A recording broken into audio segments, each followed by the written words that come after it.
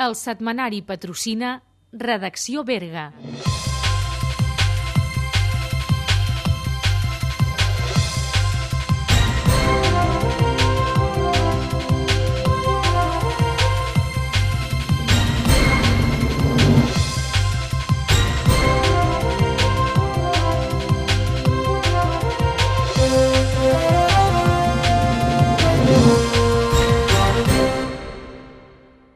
L'antic edifici de serveis dels bombers de Berga ja és història.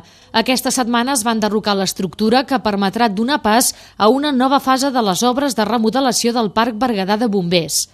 El projecte contempla treballs tant d'ampliació com de remodelació del parc actual amb un termini d'execució que es podria allargar fins a principis del 2010. El projecte, que té un cost que ronda els 2 milions d'euros, es va adjudicar al seu moment a l'empresa manresana Cots i Claret. La renovació permetrà modernitzar els serveis i dotar de millors infraestructures la caserna que amb el pas del temps s'havia quedat obsoleta. El mercat de bolets més antic i més conegut de Catalunya ja ho té tot a punt per començar a oferir els primers exemplars de l'incipient temporada boletaire que acaba d'arrencar.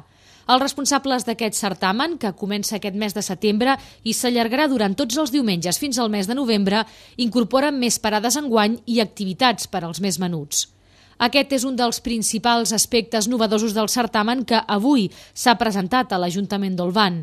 Així, l'edició del Mercat del Bolet de Cal Rosal comptarà enguany amb 12 parades que es col·locaran de nou d'esquena a la carretera, de manera que les carpes quedin ubicades frontalment als establiments comercials que treballen tot l'any a tocar de la C16.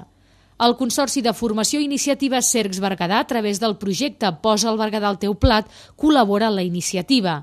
El mercat ofereix tot tipus de productes elaborats a base de bolets i compta amb un extens calendari d'activitats paral·leles al mercat. L'accés a l'antiga C16 des de la colònia de Viladomiu Nou continua sent l'assignatura pendent de la Direcció General de Carreteres passat un any després d'efectuar-se les primeres reclamacions veïnals.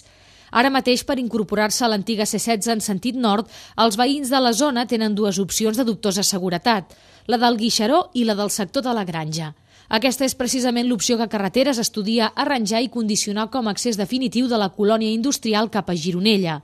Aquesta sortida es troba tallada a causa d'una esllavissada que va tenir lloc fa mesos. La via continua impracticable i les pedres no s'han pogut retirar per problemes amb la titularitat de la zona afectada. Juli Bové va captant imatges als millors moments del muntatge El rescat de les 100 donzelles que es va representar el juliol passat en el marc de les festes de la Baronia de Bagà. El muntatge va tornar als escenaris després d'uns anys sense representar-se. La mostra fotogràfica es va inaugurar diumenge passat al Palau de Pinós, on es podrà visitar fins al 25 d'octubre. L'horari d'obertura és de 10 del matí a 1 del migdia i de 5 a 7 de la tarda de dilluns a divendres. Els diumenges i festius es podrà visitar de 10 del matí a 2 del migdia.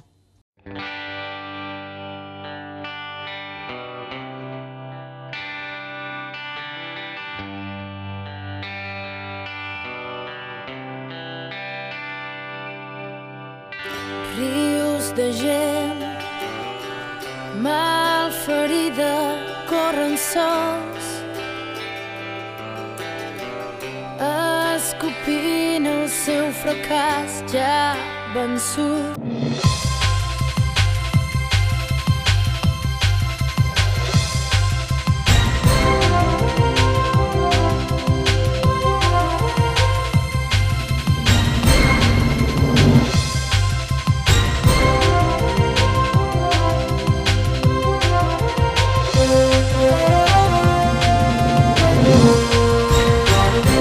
El setmanari patrocina Redacció Berga.